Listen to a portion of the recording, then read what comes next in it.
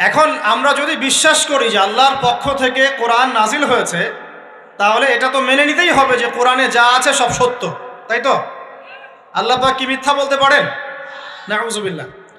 এখন কোরআন এবং হাদিসের অনেক বিষয় আমরা প্রমাণ করতে সক্ষম হই আমাদের ক্ষুদ্র জ্ঞানে। আবার এমন অনেক বিষয় আছে যেগুলো আমরা আমাদের ক্ষুদ্র জ্ঞানে প্রমাণ করতে পারি না।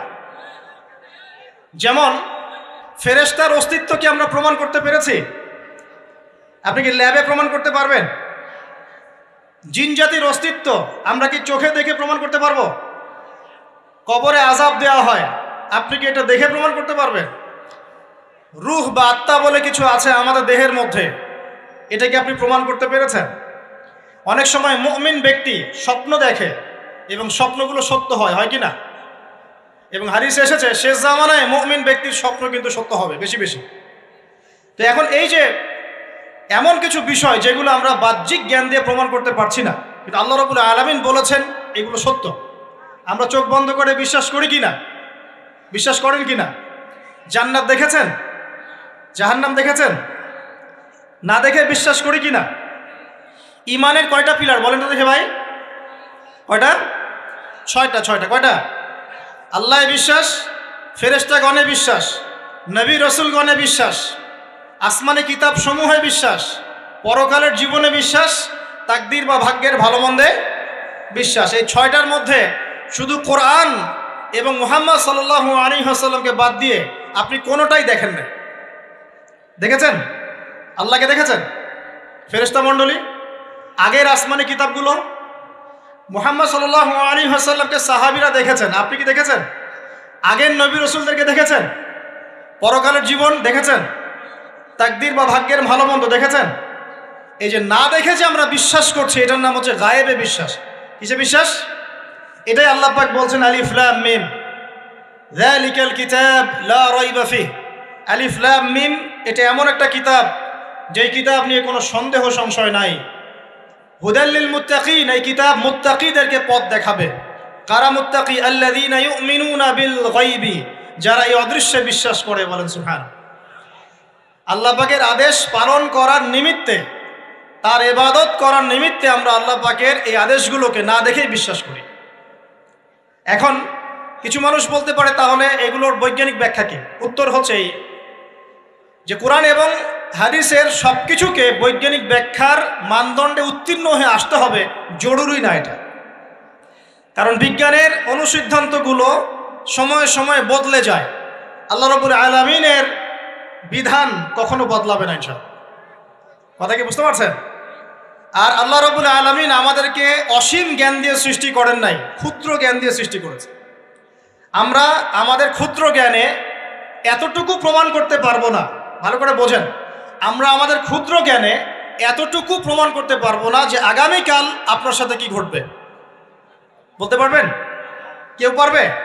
তো যে মানুষ তার সাথে আগামীকাল কি ঘটবে সেটাই বলতে পারছে না, সেই মানুষ কি আল্লাহ রাব্বুল আলামিনের এই মহাবিশ্বের অসীম জ্ঞানের অতল তলে ডুব দিতে পারবে?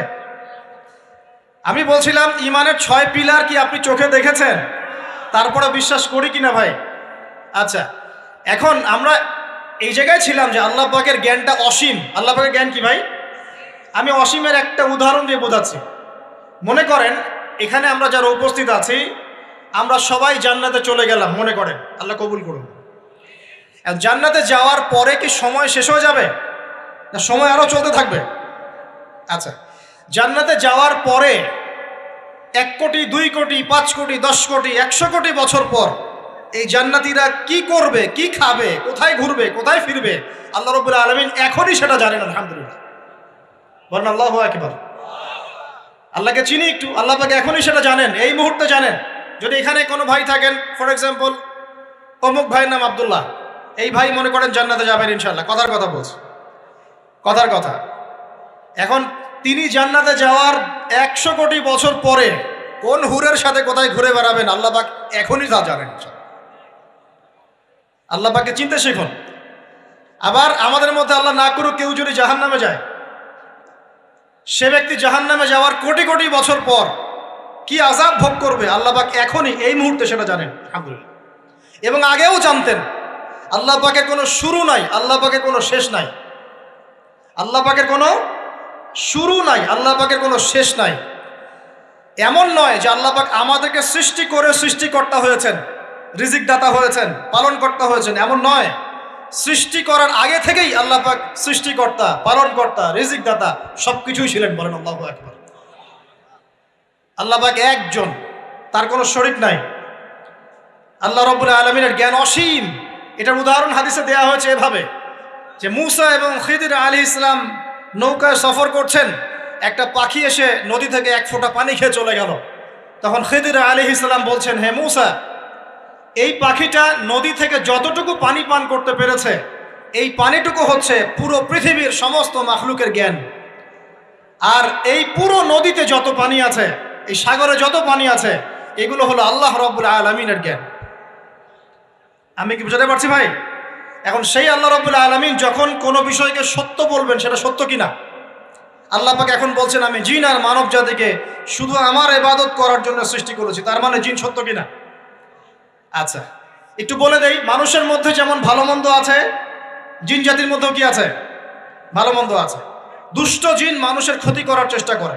কি করে ভাই? এবং দিন দিন কিন্তু এর প্রভাবটা বাড়ছে। তো এখান থেকে বাঁচার জন্য কিছু প্রোটেকশন আগে বলে দেই, তারপর সামনে যাই।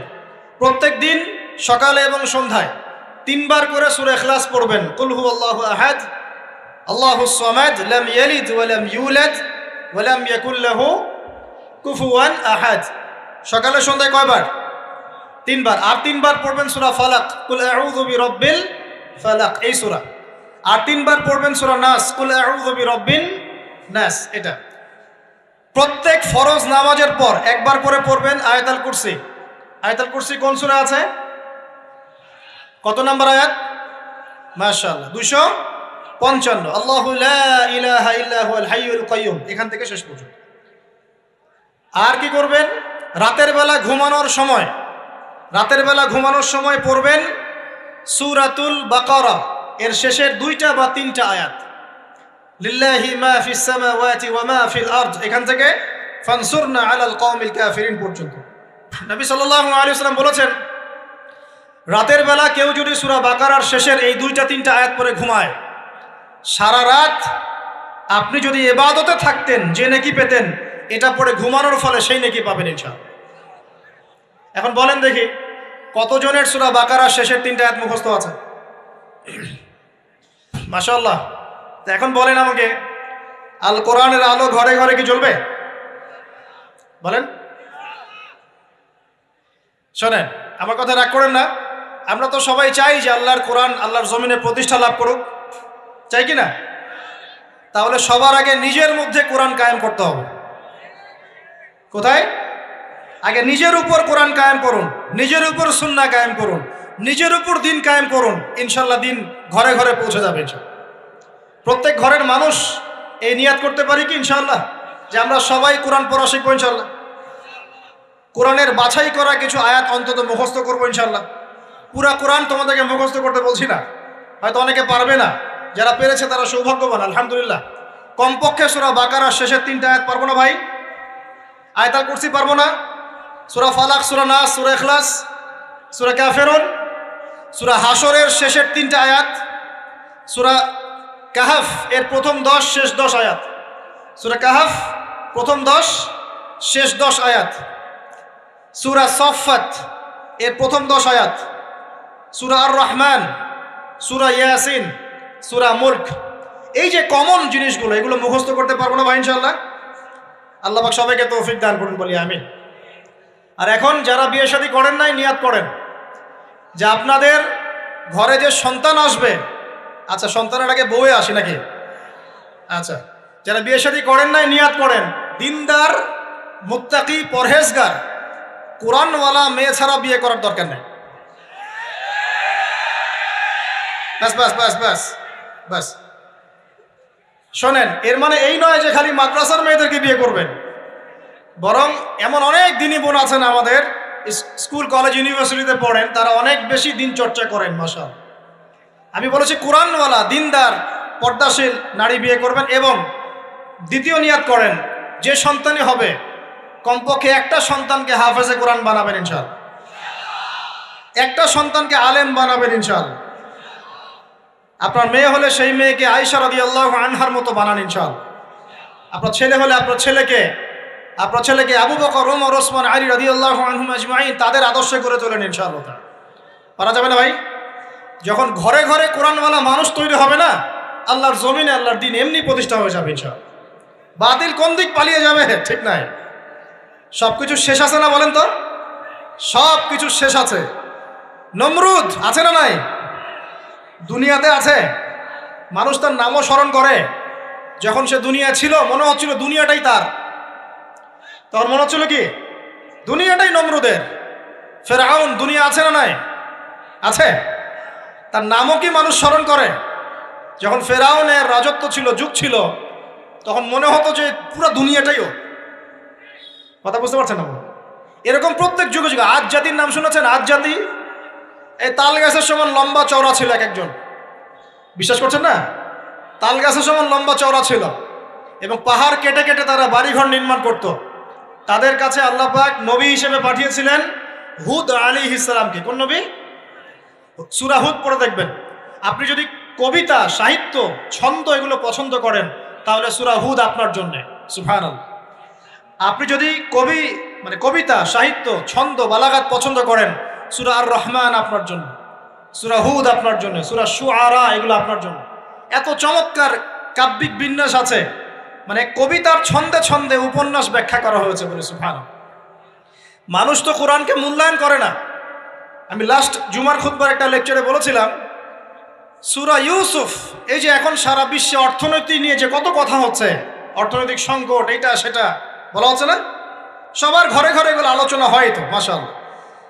আপনি বিশ্বাস করেন সূরা ইউসুফের মাত্র 4টা আয়াতের মধ্যে আল্লাহ পাক এই পুরো বিশ্বের অর্থনৈতিক সমস্যার সমাধান দিয়ে দিয়েছে। বলে দিব কি সমাধান? পরে বলছি। আগে আপনাদের এই পয়েন্টটা শেষ করি। ঘরে ঘরে কোরআনওয়ালা মানুষ তৈরি হবে তো ইনশাআল্লাহ। আল্লাহ কবুল করুন, বলি আমিন। কোরআনের এই বিশেষ সূরাগুলো মুখস্থ করতে পারবো তো ইনশাআল্লাহ ভাই? এগুলো নিয়মিত চর্চা করলে আপনাকে দুষ্ট জিন, জাদু, বদনজর এগুলো গ্রাস করবে না ইনশাআল্লাহ। আরেকটা বইয়ের নাম বলে দেই, বই কিনবেন। আমি যে প্রত্যেকটা লেকচারে একটা একটা করে 2টা করে বইয়ের নাম বলি, বইগুলো কিনবেন আল্লাহর রাস্তায়। আজকে শুধু একটা বইয়ের নাম বলবো না, আজকে আমি এমন একজন রাইটারের নাম বলে দিব যে রাইটারের সবগুলো বই বাসায় কিনবেন আপনারা ইনশাআল্লাহ। যদি আপনি এই রাইটারের, এই আলেমের সবগুলো বই বাসায় রাখতে পারেন এবং চর্চা করতে পারেন, ইনশাআল্লাহ আপনি সিরাতুল মুস্তাকিমেই থাকবেন ইনশাআল্লাহ। আমি আপনার জিম্মেদার হচ্ছি ইনশাআল্লাহ। যদি আপনি পথভ্রষ্ট না হয়ে যান, এই বইগুলোতে এত চমৎকার করে গাইডলাইন দেয়া আছে, আপনি ইনশাআল্লাহ সঠিক পথেই থাকবেন। নামটা বলে দিব। সবার প্রিয় আলেম, পুরো বিশ্বের, শুধু বাংলাদেশের নয়, অন্যতম একজন প্রিয় আলেম, বিদগ্ধ আলেমে দ্বীন আল্লামা মুফতি তকি উসমানী দামাত বারাকাতুহু। নাম শুনেছেন? এই নামটা শুনেছেন? আচ্ছা, তার অনেক বই আছে, প্রায় 200, 300, 400। সবগুলা বই বাসায় কিনবেন ইনশাআল্লাহ। ইবাদত নিয়ে বই আছে, মুআমালাত নিয়ে বই আছে, তাসাউফ নিয়ে বই আছে, জিকির নিয়ে বই আছে, অর্থনীতি নিয়ে বই আছে, ওয়ার্ল্ড অ্যাফেয়ার্স নিয়ে বই আছে, প্রতিটা সাবজেক্ট ধরে ধরে বই আছে। কোথায় পাবেন? এই তো অনলাইনে অনেক বুকশপ আছে না, এগুলোতে পাবেন। বাংলা বাজারে ঢাকায় পাবেন। এগুলো অনুবাদ হয়ে গেছে আলহামদুলিল্লাহ। এবং বাংলাদেশে অনেক স্টুডেন্ট আছে তার হাতে গড়া। তাদের এলেম, তাদের আমল, তাদের আখলাক দেখলে পরকালকে চেনা যায় মাশাআল্লাহ। বই কিনতে পারবেন তো একটু ইনশাআল্লাহ? আরে ভাই, ইউনিভার্সিটির ক্যান্টিনে বসলেই তো 100 টাকা শেষ হয় আপনার। আর ক্যান্টিনে যদি বোরখাওয়ালা কাউকে নিয়ে বসেন তাহলে তো শেষ। এখন সহি প্রেম করে মানুষ। এক ভাই প্রশ্ন করেছে সেদিন, কালকেই, যে সে দিনের পথে ফিরে এসেছে কিন্তু তার গার্লফ্রেন্ডকে ভুলতে পারে না। তো বলছে, ভাই তাকে দাওয়াত দেওয়ার খাতিরে হলেও কি ফোনে কথা বলা যাবে? কি উত্তর দিব বলেন? আপনি পবিত্র হতে যাচ্ছেন কি না? পবিত্র হতে যাচ্ছেন, পবিত্র পথে আসতে চাচ্ছেন, তাহলে অপবিত্র পথে আবার কেন ফিরে যাবেন? এগুলো কি হালাল না হারাম? আল্লাহ পাক বলেছেন, লা তাকরাবু জিনা, জিনার ধারের কাছেও যেও না, ধারের কাছেও যেও না। দেখেন, এই একই কথা আল্লাহ পাক আদম এবং হাওয়া আলাইহিস সালামকে এইরকম শব্দে বলেছিলেন, ওয়ালা তাকরাবা হাযিহি শাজারা, তোমরা এই গাছের ফল খেও না এমন নয়, তোমরা এই গাছের কাছেও যেও না। আমার কথা কি বুঝতে পারছেন? মানে এই বাঁশ অতিক্রম করে এসো না এমন নয়, এই বাঁশের কাছেও বসবা না। বুঝতে পারছেন কথা? একইভাবে আল্লাহ বলছেন ওয়ালা তাকরাবু জিনা, তোমরা জেনা করো না এমন নয়, জেনার কাছেও। ফিজিক্যাল রিলেশন তো অনেক দূরের কথা, হারাম। আপনি ফোনেও কথা বলবেন না, আল্লাহ পাক তৌফিক দান করুন। আপনি যদি পবিত্র থাকতে পারেন ইনশাআল্লাহ তাআলা আল্লাহ পাক আপনাকে আপনার উপযুক্ত পাত্রী দিবেন ইনশাআল্লাহ। আর যদি আপনি পবিত্র থাকতে না পারেন, এমন হতে পারে হয়তো আপনি পবিত্র কাউকে পান নাই, হতে পারে কি না? আচ্ছা প্রিয় ভাইয়েরা, বইটা কিনবেন, বইটার নাম, দোয়ার বইটার নাম হলো হিসনুল মুসলিম। কি নাম? হিসনুল মুসলিম। যদি কিনতে না পারেন ওই যে প্লে স্টোরে ঢুকেন, প্লে স্টোরে ঢুকে দেখবেন যে একটা অ্যাপস আছে হিসনুল মুসলিম। এখানে যতগুলো দোয়া আছে সবগুলো দোয়া আগামী 1 বছরের মধ্যে মুখস্থ করবেন। রাজি আছেন কি না? আর এখানে সকাল সন্ধ্যায় পড়ার জন্য কিছু দোয়া আছে, সকাল সন্ধ্যায় পড়ার। এই দোয়াগুলো আল্লাহর ওয়াস্তে মুখস্থ করবেন, পারবেন ইনশাআল্লাহ? আল্লাহ তৌফিক দান করবেন, আমিন। আর একটা আমল বলে দিব, তারপর সামনে যাব। সেটা হলো 5 ওয়াক্ত নামাজ তো পড়েন মাশাআল্লাহ, নাকি? কারা কারা নামাজ 5 ওয়াক্ত পড়েন হাত তোলেন দেখি। আলহামদুলিল্লাহ, মাশাআল্লাহ, হাত নামান। আর যারা নামাজ পড়েন না তাদেরকে আমি একটা হাদিস শোনাবো, একটা হাদিস শুনবেন। নবী সাল্লাল্লাহু আলাইহি ওয়াসাল্লাম বলেছেন, قال النبي صلى الله عليه وسلم بين العبد وبين الكفر والشرك ترك الصلاة। আল্লাহ পাকের বান্দা আর একজন কাফের মুশরিকের মধ্যে পার্থক্যই হচ্ছে নামাজ। আল্লাহ পাকের বান্দা মানে মুমিন মুসলিম এবং একজন কাফের মুশরিকের মধ্যে পার্থক্য কি? মান তারাকা সালাতান মুতাআম্মিদান ফাকাদ বারিয়াত মিন যিম্মাতিল্লাহ। কেউ যদি ইচ্ছাকৃতভাবে তার উপর ফরজ নামাজকে ছেড়ে দেয়, সে যেন আল্লাহ পাকের জিম্মেদারি থেকে মুক্ত হয়ে গেল। অন্য হাদিসে আছে মান তারাকা সালাতান মুতাআম্মিদান ফাকাদ কাফার। কেউ যদি ইচ্ছা করে নামাজ ছেড়ে দেয় সে ব্যক্তি কুফরি করলো। বলি নাউজুবিল্লাহ। আমরা কি কুফরি করতে চাই নাকি ভাই? নামাজের কথা বলেছি, 5 ওয়াক্ত নামাজ কারা কারা পড়েন না হাত তোলেন এবার। আচ্ছা লজ্জার কিছু নাই, এখন আমার সাথে তওবা করেন, আমার সাথে তওবা করেন, বলেন আস্তাগফিরুল্লাহ আল্লাযী লা ইলাহা ইল্লা হুয়াল হাইয়ুল কাইয়্যুম ওয়া আতুবু ইলাইহি।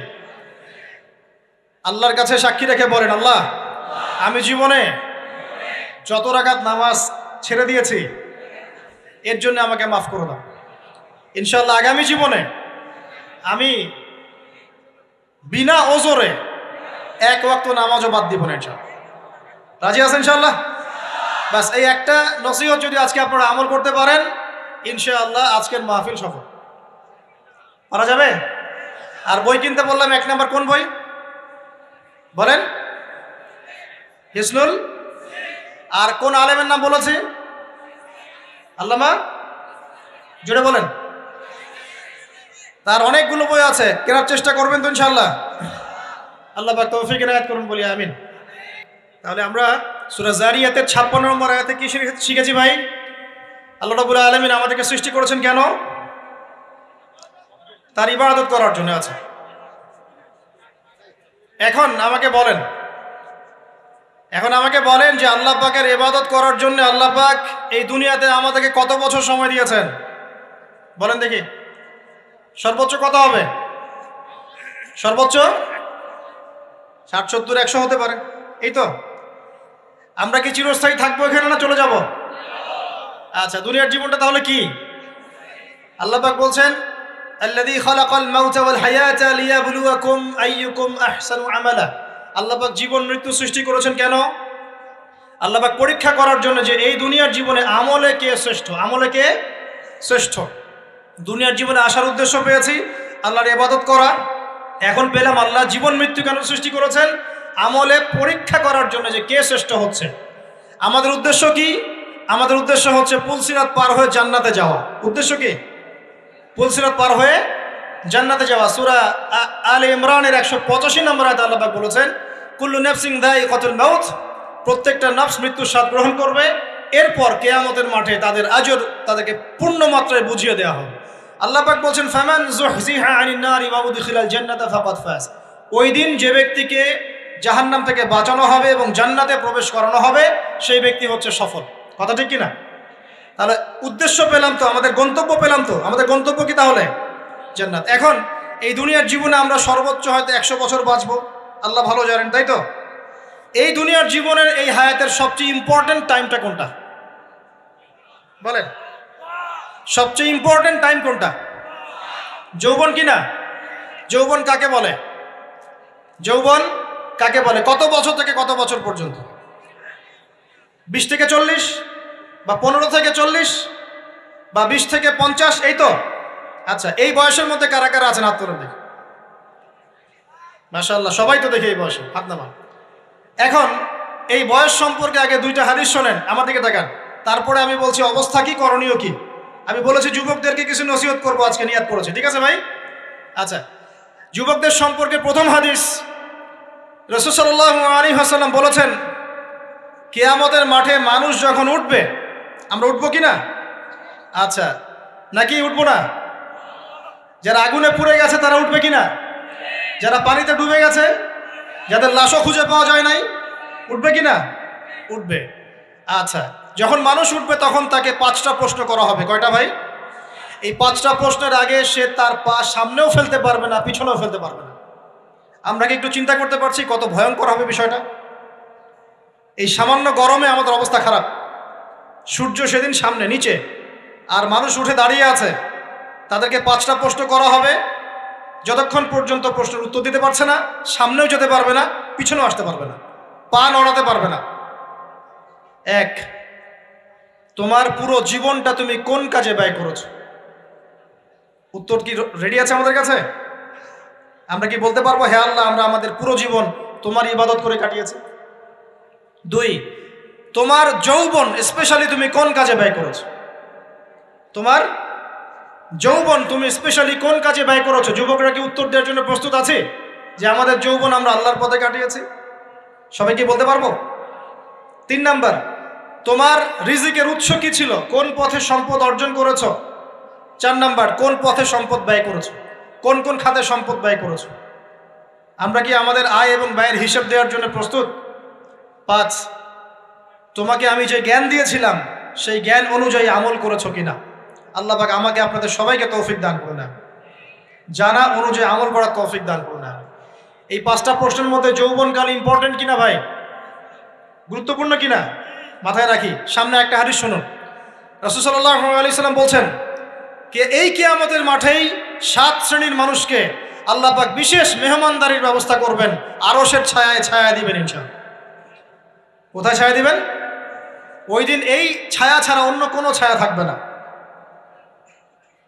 নবী সাল্লাল্লাহু আলাইহি ওয়াসাল্লাম বলছেন, তার মধ্যে প্রথম শ্রেণী হচ্ছে ইমামুন আদিল, ন্যায়পরায়ণ শাসক। ন্যায়পরায়ণ, আচ্ছা, ন্যায়পরায়ণ শাসকের একটা এক্সাম্পল দেই।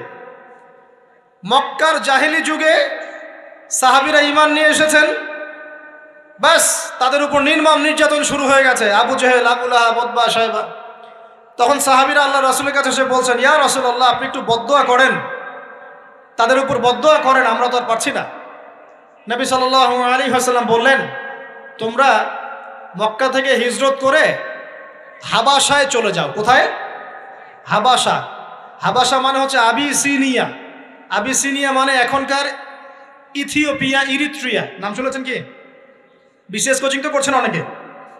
আফ্রিকা মহাদেশের একটা ছোট্ট দেশ ইরিত্রিয়া, ওখানে চলে যাও। তখন বলেছিলেন তিনি হাবাসায় চলে যাও। সাহাবীরা জিজ্ঞাসা করছেন, হাবাসায় কেন? নবী সাল্লাল্লাহু আলাইহি ওয়াসাল্লাম বলছেন, সেখানে একজন খ্রিস্টান ন্যায়পরায়ণ শাসক আছেন, যার রাজ্যে কেউ জুলুমের শিকার হয় না। কি বললাম বলেন তো? হাবাসা কে আছেন? একজন মুসলিম না খ্রিস্টান? খ্রিস্টান ন্যায়পরায়ণ শাসক আছেন, যার রাজ্যে কেউ জুলুমের শিকার, মুসলমান নন এমন একজন শাসকের প্রশংসা করে আমাদের নবীজি বললেন, তার রাজ্যে কেউ জুলুমের শিকার হয়। সুবহানাল্লাহ। সাহাবীরা সেখানে হিজরত করলেন। নেতৃত্ব দিয়েছেন জাফর বিন আবি তালিব রাদিয়াল্লাহু আনহু। সেই সাহাবী বাদশাহ নাজাশী, তার নাম ছিল বাদশাহ নাজাশী, তার সামনে দাঁড়িয়ে সূরা মারিয়াম তেলাওয়াত করেছিলেন। ওই সূরা মারিয়ামে ইয়াহইয়া, জাকারিয়া, ঈসা, তার মা, এই গল্প ঘটনাগুলো আছে। এই সূরার তেলাওয়াত শুনে বাদশাহ নাজাশীর চোখ দিয়ে পানি পড়তে পড়তে দাড়ি ভিজে গিয়েছে। সুবহানাল্লাহ। শেষে তিনি ঈমান নিয়ে আসেন, মুসলমান হন, আলহামদুলিল্লাহ। আমাদের নবীজি তার জানাজার নামাজ পড়েছিলেন, আমাদের নবীজি তার গায়েবানা জানাজার নামাজও পড়েছেন, বলেন সুবহানাল্লাহ। এখানে একটা পয়েন্ট খালি বলতে চাই, একজন অমুসলিম শাসক সম্পর্কে আমাদের নবীজি মন্তব্য করেছিলেন তার রাজ্যে কেউ জুলুমের শিকার হয় না। আর আজকের দিনে সারা বিশ্বের কোনো কোনো ক্ষেত্রে মুসলিম শাসকদের ব্যাপারেও এই কথা বলা যায় না যে তার রাজ্যে কেউ জুলুমের শিকার হয়। আল্লাহ পাক বলছেন আরশের ছায়া আমি ছায়া দিব 7 শ্রেণীর মানুষকে। কয় শ্রেণী? তার মধ্যে প্রথম শ্রেণী হচ্ছে ইমামুন আদিল, ন্যায়পরায়ণ শাসক। আল্লাহ পাক আমাদের সমস্ত শাসকদেরকে ন্যায়পরায়ণ হওয়ার তৌফিক দান করুন। 2 নাম্বার, সেই যুবককে আমি সেখানে আশ্রয় দিব যেই যুবক তার যৌবনকালটা আল্লাহর পথে কাটিয়ে দিয়েছে।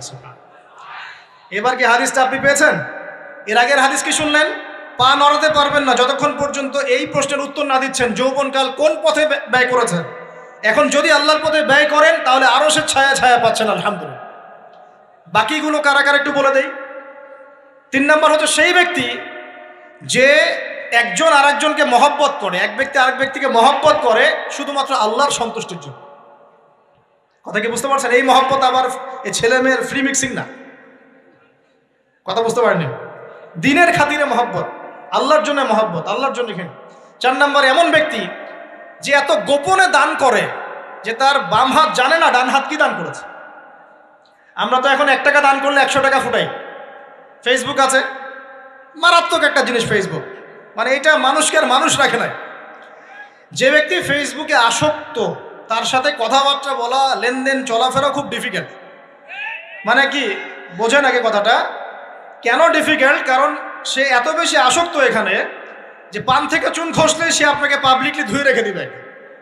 কিছু হইলে আপনাকে ফেসবুকে টেনে নিয়ে আসবে, ফেসবুকে সবাইকে বলবে উনি আমার সাথে এই কাজ করছে। আপনি বলারও টাইম পাবেন না যে আপনি নির্দোষ। তো খুব মুশকিল না এগুলা? আল্লাহ মাফ করুক আমাদেরকে। এমনভাবে দান করে যে বাম হাত জানে না ডান হাত কি দান করছে। 5 নাম্বার এমন ব্যক্তি যে এইটা যুবক, এটাও যুবক, যাকে কোনো সুন্দরী নারী আহ্বান করছে জিনার জন্যে, সুন্দরী উচ্চ বংশের নারী, যে আসো আমার সাথে জেনা করো। ওই যে ইউসুফ আলাইহিস সালামের মতো, মনে আছে?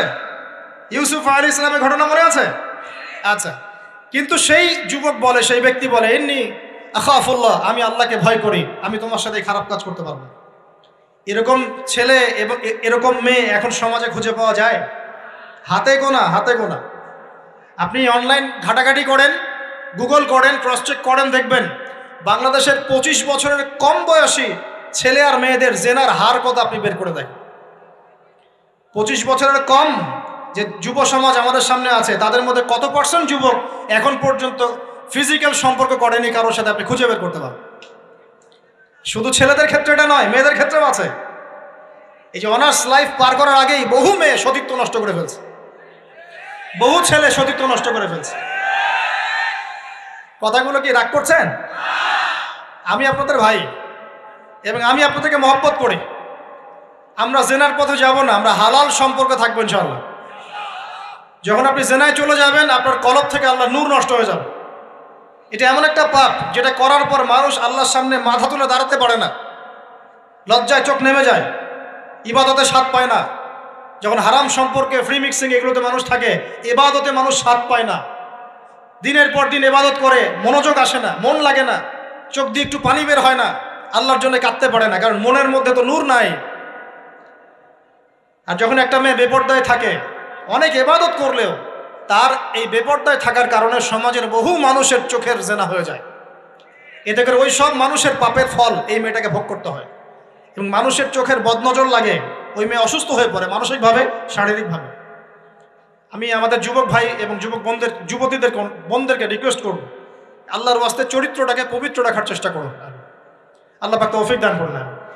এই যুবককে আল্লাহ পাক আরশের ছায়া ছায়া দিবেন যে একটা মেয়েকে পেয়েও আল্লাহর ভয় তাকে ভোগ করে নাই। আল্লাহ পাক এরকম যুবক ঘরে ঘরে তৈরি করুন। তাহলে কি করবেন ভাই?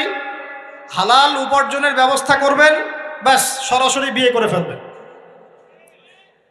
পরিবারকে বোঝানোর চেষ্টা করবেন, না বুঝলে আন্দোলন শুরু করবেন যে আমি জেনা করতে চাই না, আমি বিয়ে করতে চাই, বিয়ে আমার দেওয়ানি লাগবো, এরকম ব্যাস। তারপর দেখবেন বাপ মা কেমন করে বিয়ে না দেয়। আল্লাহ সাহায্য করবে ইনশাআল্লাহ। আল্লাহ আমাদের যুবক ভাইদেরকে চরিত্র হেফাজত করার স্বার্থে বিয়েকে সহজ করে দিন। আমি আবার কাউরে নিয়ে পালায় যায় না, ওই কাজ করতে যায় না কিন্তু আবার, ঠিক আছে? কারণ এভাবে কোর্টে গিয়েও যদি একটা মেয়ে বিয়ে করে, এই বিয়ের জায়েজ না জায়েজ নিয়ে অনেক কথা আছে। অতএব এইসব ঝুঁকির মধ্যে যাবেন না, বাসায় বোঝানোর চেষ্টা করবেন। আর এক শ্রেণীর ব্যক্তি আছে যাদেরকে আল্লাহ পাক আরশের ছায়া ছায়া দিবেন। তারা কারা? যারা গোপনে আল্লাহকে স্মরণ করে কাঁদতে পারে। বলি সুবহানাল্লাহ। এখন এই দুটো হাদিসের মধ্যে যুবকদের অবস্থান কি পেয়েছেন? আচ্ছা, আরেকটা শোনাই এবার। নবী সাল্লাল্লাহু আলাইহি ওয়াসাল্লাম বলেছেন, 5টা জিনিস আসার আগেই 5টা বিষয়কে মূল্যায়ন করো। 1, তোমার বার্ধক্য আসার আগেই তোমার যৌবনকে মূল্যায়ন করো। যৌবনের গুরুত্ব পেলেন তো এবার? তোমার মৌত আসার আগেই তোমার জীবনকে মূল্যায়ন করো। অসচ্ছলতা আসার আগেই সচ্ছলতাকে মূল্যায়ন করো। অসুস্থতা আসার আগেই সুস্থতাকে মূল্যায়ন করো। এবং এই যে কথাটা বললাম যে তোমার বার্ধক্য আসার আগেই যৌবনকালটাকে মূল্যায়ন করো। এই হাদিসগুলোর মধ্যে আমরা সংক্ষিপ্ত পরিসরে যৌবনকালের গুরুত্ব পাচ্ছি কিনা ভাই? এখন এই যৌবনকালটা আমাদের কাটানো উচিত আল্লাহ পাকের ইবাদতের মধ্য দিয়ে। এই যৌবনকালটা আমাদের কাটানো উচিত কয়েকটা বিষয়ের মধ্য দিয়ে। তার মধ্যে আমি 10টা পয়েন্ট আপনাকে বলবো। কয়টা ভাই? 10টা। 1, এই যৌবনকালে সবার আগে আমাদের কর্তব্য হচ্ছে দ্বীনের ইলম অর্জন করা। কি করা ভাই? দ্বীনের ইলম অর্জন বলতে আমি কি বোঝাচ্ছি? দ্বীনি ইলম অর্জন বলতে আপনাকে আমি বোঝাচ্ছি যে কমপক্ষে কোরআনটুকু তেলাওয়াত করতে শিখুন, হাদিসগুলো পড়তে শিখুন, ইসলামী বইপত্র পড়াশোনা করুন, পাশাপাশি জেনারেল সাবজেক্টগুলোও পড়াশোনা করুন। এদিকে আপনি এগিয়ে যান, এদিকেও এগিয়ে যান, দুই দিকে আগাতে থাকেন। এর পাশাপাশি বরেণ্য ওলামায়ে কেরামদের সোহবতে থাকার চেষ্টা করেন। যারা রিনাউন্ড এবং বরেণ্য ওলামায়ে কেরাম, তাদের সোহবতে থাকার চেষ্টা করেন। ইলম অর্জনের অনেক ধাপ আছে। শুরু করেন কোরআন তেলাওয়াত দিয়ে, তারপরে আস্তে আস্তে হাদিসে যান, কোরআনের তাফসিরে যান, ইতিহাস পড়েন, ইসলামের ইতিহাস পড়েন, ইসলামিক অর্থনীতি পড়েন, রাসূলের জীবনী সিরাত পড়ে দেখেন, ইসলামিক ফিখের বইগুলো পড়ে দেখেন। আস্তে আস্তে গ্র্যাজুয়ালি আপনি সামনে যান। এই সিলেবাসটা আপনি কোত্থেকে পাবেন? এই সিলেবাসটা দেখবেন প্রত্যেক জেলায় জেলায় বরেণ্য কওমি ওলামায়ে কেরাম আছেন না, তাদের সাথে পরামর্শ করবেন, আপনাকে সুন্দর সিলেবাস করে দেবে ইনশাআল্লাহ। এইভাবে আপনি পড়াশোনা করবেন এবং ওস্তাদের সাথে থেকে পড়াশোনা করবেন। একা একা সব কিছু করা যায়? একা একা সব কিছু করা যায় না। একটা সিলসিলা লাগে, একটা ওস্তাদের সোহবত লাগে নাকি? একা একা কি কোরআন সুন্নাহ সব বুঝে ফেলতে পারবেন আপনি? তাই মনে হয়? কখনোই না। অতএব বরেণ্য আলেমদের সোহবতও লাগবে, আবার আপনার চেষ্টাও লাগবে। আল্লাহ পাক তৌফিক দান করুন। এই যৌবনকালের প্রথম কাজ কি ভাই? ইলম অর্জন করা। 2 নম্বর, এই যৌবনকালে আমরা যে পরিমাণ ফিজিক্যালি ফিট থাকি, শরীরে শক্তি থাকে, উদ্যম থাকে, আমাদের বয়সটা 40-50 হয়ে গেলে সেটা থাকবে না। থাকবে? অতএব এই যৌবনকালে বেশি বেশি ইবাদত করতে থাকেন। আল্লাহ পাক তৌফিক দান করুন। এই যৌবনকালে 5 ওয়াক্ত নামাজ তো পড়বেনই, এর পাশাপাশি নফল নামাজগুলো পড়ার চেষ্টা করুন। এর পাশাপাশি আপনি চেষ্টা করবেন তাহাজ্জুদের ওয়াক্তে একটু নামাজ পড়ার জন্য, কমপক্ষে 2 রাকাত, কমপক্ষে 2 রাকাত, অ্যাটলিস্ট 2 রাকাত নামাজ তাহাজ্জুদের সময় পড়ার চেষ্টা করি। আল্লাহ আমাকে তৌফিক দেখ, আপনাদের সবাইকে তৌফিক দান করুন। ওই সময় আপনি যে দোয়াই করবেন আল্লাহর কাছে কবুল হবে ইনশাআল্লাহ। যে দোয়াই করবেন আল্লাহ কবুল করবেন ইনশাআল্লাহ। যদি আপনার রিজিকটা কি হয়? হালাল হয়। হারাম রিজিক দিয়ে ইবাদত কবুল হয়? হারাম রিজিকের দোয়া কবুল হয়? কবুল হয় না। 3 নাম্বার, এই যৌবনকালে আমরা রাসূলের সুন্নতের উপর বেশি আমল করবো ইনশাআল্লাহ। করা যাবে ইনশাআল্লাহ? তাহলে নিয়াত করতে পারি যে ইনশাআল্লাহ চেহারাগুলো পরিবর্তন হবে। চেহারা পরিবর্তন মানে কি? হ্যাঁ, রাখা যাবে না? এখনো গজায় নাই। প্রত্যেক সপ্তাহে আপনাকে নবীর সুন্নতের উপর এরকম করে কুরবানি এবং জবাই করতে কে বলেছে? নবী সাল্লাল্লাহু আলাইহি ওয়াসাল্লামের সুন্নতকে জবাই করাটা কি ভালো কাজ? হ্যাঁ বলেন তো। আমরা তো এমন অনেক নাপিত ভাইদেরকে চিনি যারা এই ধরনের বক্তব্যগুলো শুনে আলহামদুলিল্লাহ জীবন পরিবর্তন করেছেন। তার দোকানে লিখে দিয়েছেন এখানে চুল কাটা হয়, দাড়ি শেভ করা হয় না। খুশি হন নাই? মুসলিমদের কথা বলছি, অমুসলিমদেরকে নিয়ে আমাদের চিন্তা নাই তো? চিন্তা আছে। একটা কথা মনে রাখবেন, একটু কথাটা মনের কান দিয়ে শোনেন। দাড়ি হচ্ছে একমাত্র ভিজিবল সুন্নত। দাড়ি হচ্ছে একমাত্র ভিজিবল সুন্নত। ভিজিবল মানে কি? যা দেখা যায়। দাড়ি একমাত্র ভিজিবল সুন্নত, দৃশ্যমান সুন্নত, যেটা নিয়ে আপনি আমি কবরে যাবো ইনশাআল্লাহ। আর কোনো সাইন দেখে বোঝার বুদ্ধি নাই এই ব্যক্তি কত বড় মুসলিম, কত বড় সুন্নতের পাবন ছিল। খালি কপালের সেজদার দাগ আর চেহারার দাড়ি বাকি থাকবে। কথা বুঝতে পারছেন ভাই? নিয়াত করা যায় একটু দাড়ি ছেড়ে দিব, নাকি দাড়ি রাখলে চাকরি পাবেন না? দাড়ি রাখলে মেয়ে দিবে না নাকি? তো যে মেয়ে দাড়ি রাখলে বিয়ে করতে চায় না তাকে বিয়ে করারও দরকার নাই। আর দাড়ি রাখলে যে চাকরি আপনাকে ছাড়তে হয় ওই চাকরিও করার দরকার নেই। চাকরির মধ্যে সব রিজিক আপনার মনে হয়? রিজিকের সবচেয়ে বড় অংশ আছে কিসের মধ্যে? বিজনেসের মধ্যে। যারা বিজনেস করে তাদের আন্ডারেই লক্ষ লক্ষ মানুষ চাকরি করে। বাংলাদেশে যে ইকোনমিক সিস্টেম, এই ইকোনমিক সিস্টেমের মূলে কারা জানেন? ব্যবসায়ীরা। কারা? বড় বড় ব্যবসায়ীরা। এমন অনেক ব্যবসায়ী আছেন যাদের একজনের জাকাতের টাকা দিয়ে একটা গ্রামের মানুষকে খাওয়ানো যায়। বিশ্বাস করছেন না? ইকোনমিক তো আমার সাবজেক্ট, আমরা পড়েছি এগুলো, পড়াশোনা করেন দেখেন। বিজনেস, এরপরে আছে ক্রিয়েটিভ কোনো প্রজেক্ট, এমন কোনো প্রজেক্ট যেটা এখন পর্যন্ত কেউ লঞ্চ করে নাই। এখন অনলাইনে অনেকে আয় করেন না, আজকে থেকে 20 বছর আগে মানুষ এটা করেছিল। এখন অনেক মানুষ বাহির থেকে পড়াশোনা করে দেশে এসে এই যে ডেইরি প্রজেক্ট করছে, পোলট্রি করছে, নতুন নতুন অনেক প্রজেক্ট করছে না? কৃষিভিত্তিক অনেক কাজ করছে। তারা কি সচ্ছল না? আমি একজন ভাইয়ের কথা জানি, যিনি আলহামদুলিল্লাহ আল্লাহর এই অধম বান্দার ওয়াজ শুনে সুদের চাকরি ছেড়ে দিয়েছিলেন। চাকরি ছেড়ে দিয়ে তিনি চায়ের বিজনেস শুরু করে, চায়ের বিজনেস। তো ইদানিং জানলাম তিনি এখন মানুষকে টাকা ধার দেন। মাশাআল্লাহ, তিনি এখন মানুষকে টাকা ধার দেন চায়ের ব্যবসা করেই। আর আমাকে তো এখনো মানুষের কাছে হাত পাততে হচ্ছে। কথা বুঝতে পারেন নাই? আল্লাহ পাক তাকে সুদ ছেড়ে দেওয়ার জন্য সচ্ছল করে দিয়েছেন। এই ওসিলা দিয়েই তিনি সচ্ছল হয়েছেন আলহামদুলিল্লাহ। রিজিক কার হাতে? এটা বিশ্বাস করেন, রিজিক আল্লাহর হাতেই। আল্লাহ পাক চাইলে আপনাকে বেহিসাব রিজিক দিবেন ইনশাআল্লাহ। অতএব সুন্নতকে বিসর্জন দিয়ে নয়, সুন্নতে থাকেন, আল্লাহ পথ খুলে দিবেন ইনশাআল্লাহ। আল্লাহ পাক তৌফিক দান করুন। যুবক ভাইদেরকে বলছিলাম, তাহলে প্রথম কাজ আমাদের ইলম অর্জন করা, তারপরে কি ভাই? নামাজের পাবন্দ হওয়া, আর নামাজ ফরজের পাশাপাশি নফলগুলোও চর্চা করা। 3 নম্বর বলেছি রাসূলের সুন্নতের উপর একদম ইস্তেকামা, দৃঢ়ভাবে আমল করা। আর সুন্নত শিখতে হলেই তো 3 দিনের জন্য বেরিয়ে যান, 7 দিনের জন্য, 40 দিনের জন্য বেরিয়ে যান। সুন্নত শিখিয়ে আপনাকে বাসায় পাঠাই দেবে ইনশাআল্লাহ। পড়াবে না? অনেক মানুষ মনে করে যে তাদের ওখানে গেলে আমার আকীদা নষ্ট হয়ে যাবে। হ্যাঁ, তাই না? তারা বিভ্রান্ত। হ্যাঁ, নাউজুবিল্লাহ। স্বপ্নে পাওয়া ধর্ম, অনেকে টিটকারি মারে, স্বপ্নে পাওয়া ধর্ম। এইসব ব্যঙ্গের ছাতার মতো আদর্শের দিকে মুখ ফিরাবেন না। মাকবুল জামা, যেগুলো মাকবুল জামা, ক্লাসিক্যাল ইসলামের মধ্যে থাকেন, আপনি বিভ্রান্ত হবেন না। তারা আপনাকে কখনো খারাপ কাজে আদেশ করেছে? কত চোর ডাকাত মদখোর মানুষ সেখানে গিয়ে 5 ওয়াক্ত নামাজি হয়ে গেছে, সুদের ব্যবসা ছেড়ে দিয়েছে, মাদক ছেড়ে দিয়েছে, আল্লাহর ওলি হয়ে গেছে আলহামদুলিল্লাহ। তো আপনাকে তারা সুন্নত শিখিয়ে বাসায় পাঠিয়ে দিবে।